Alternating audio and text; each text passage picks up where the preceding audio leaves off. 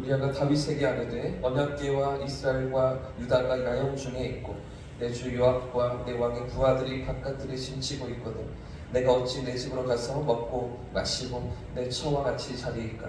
내가 이 일을 행하지 아니하기로 왕의 살아계심과 왕의 혼이 살아계심을 두고 맹세하나이다 하니라. 다윗이 우리아에게 이르되 오늘도 여기 있으나 내일은 내가 너를 보내리라. 우리아가 그날에 예루살렘에 머무니라. 이튿날 같이 읽겠습니다. 다윗이 그를 불러 그 앞에서 먹고 마시고 취하게 하니 저녁 때에 그가 나가서 그의 주의 부하들과 더불어 침상에 눕고 그의 집으로 내려가지 아니하니라. 아멘. 할렐루야. 할렐루야. 오늘도 성령께서 우리 발걸음을 붙드실 줄 믿습니다. 여러분 소니를 기억하십니까? 파나소닉, 도시바도 아시죠?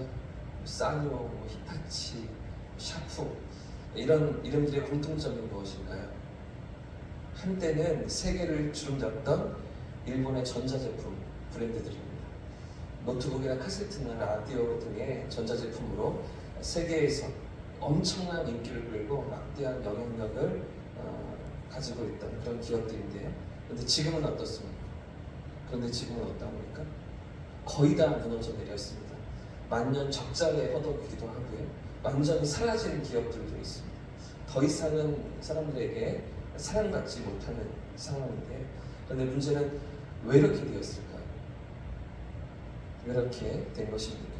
많은 경제 전문가들이 첫 번째 이유로 성공에 대한 지나친 자만을 꼽습니다.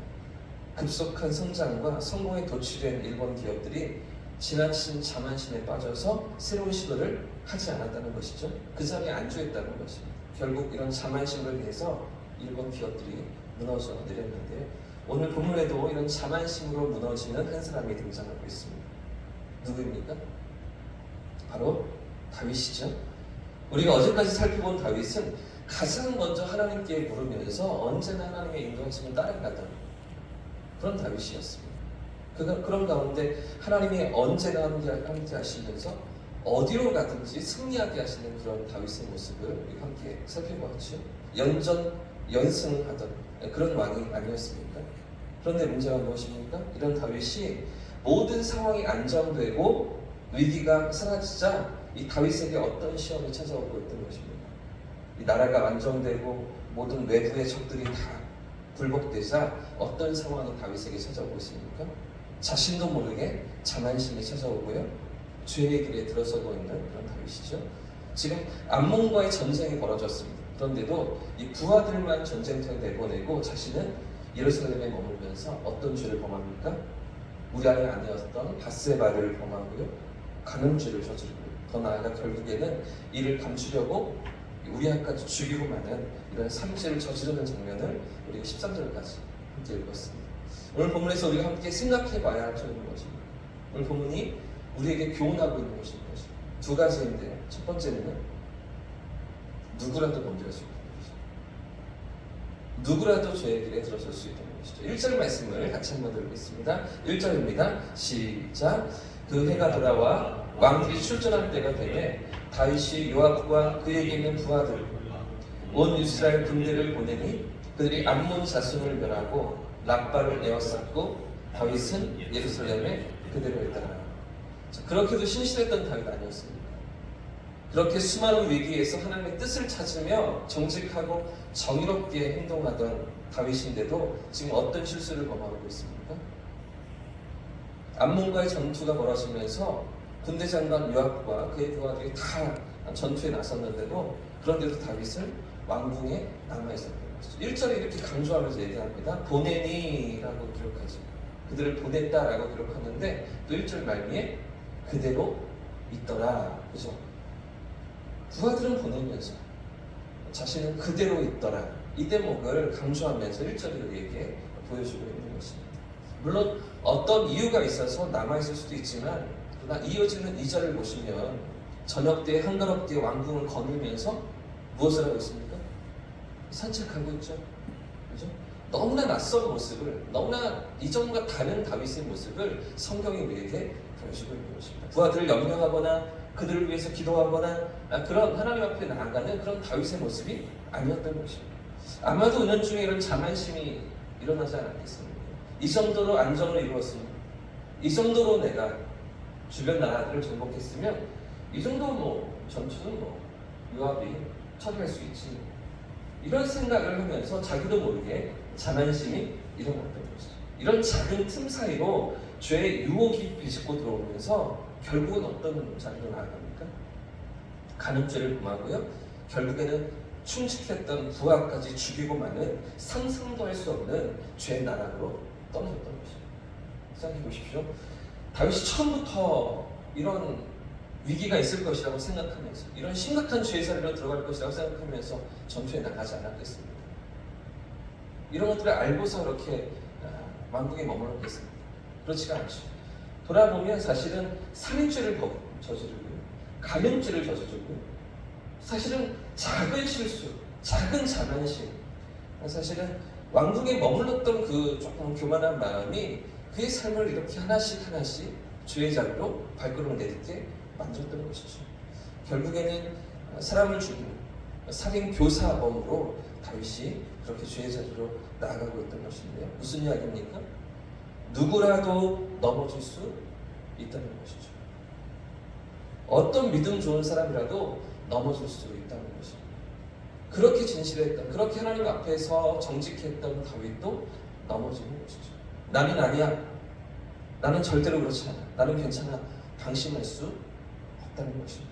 그래서 고린도전서 10장 12절 말씀에 이렇게 말씀하시는데요. 그런즉 선줄로 생각하는 자는 넘어질까 조심하라 말씀하시죠. 우리 역시 연약한 존재라는 것입니다. 우리 역시 완전하지 못한 존재라는 것이죠.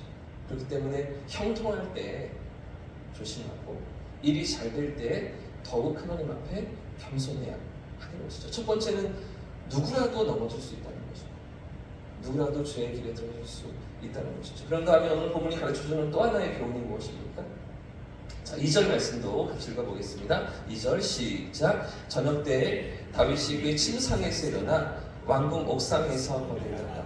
그것을 보니 한 여인이 목욕을 하는데 심히 아름다워 보이는 기사.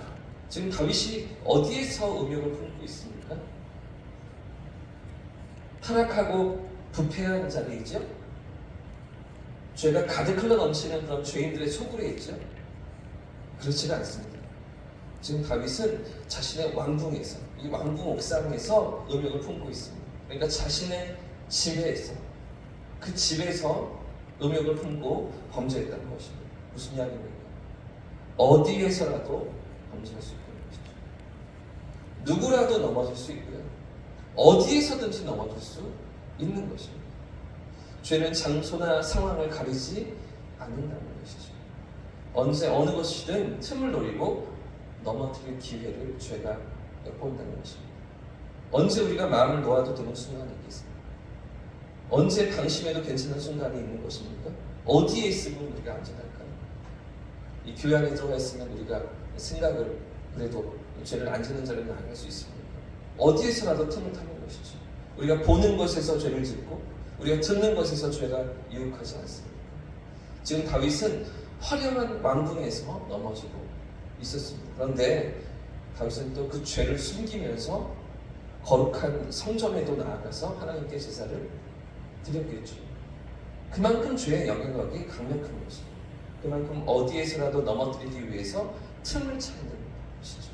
누구라도 넘어뜨리고 언제라도 넘어뜨릴 수 있도록 죄가 틈을 노리는 것입니다. 그럼 어떻게 하면 이런 죄의 유혹을 우리가 피할 수가 있는 것입니까? 이 죄의 유혹을 이기기 위해서 우리에게 필요한 것이 무엇입니까? 자, 오늘 본문에 나오는 피해자였던 우리아를 통해서 생각해 볼 수가 있는데 9절 말씀, 9절을 같이 읽어보겠습니다. 시작. 그러나 우리아는 집으로 내려가지 아니하고 왕궁 문에서 그의 주의 모든 부하들과 더불어 잠시라. 그런가 하면 지금 우리아는 어떻게 행동하고 있습니까?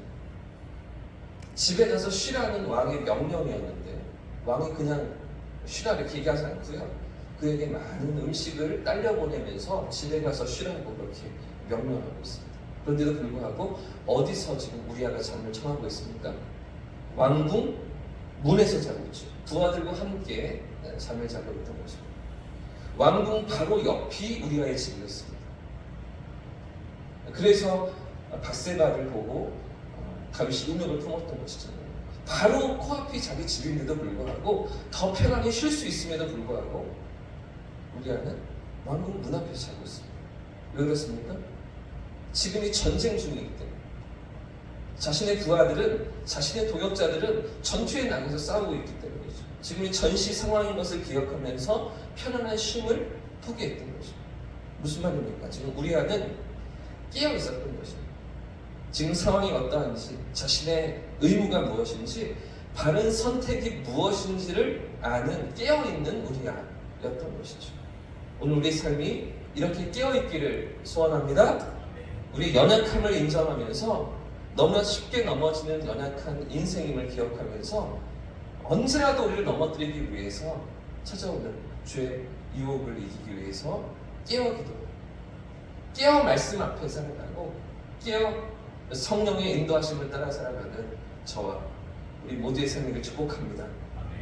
이만하면 됐다라는 사탄이 주는 마음들이 있죠. 나도 모르게 밀려오는 자만심이 있습니다. 이 정도면 괜찮지, 이 정도면 할 만큼 했지, 이런 사탄이 주는 마음들을 항상 겸손한 마음으로 죄를 이기며 하나님의 인도하심을 따라 거룩한 삶의 자리로 나아가는 우리 모두의 삶을 축복합니다. 함께 찬양하고 기도하겠습니다.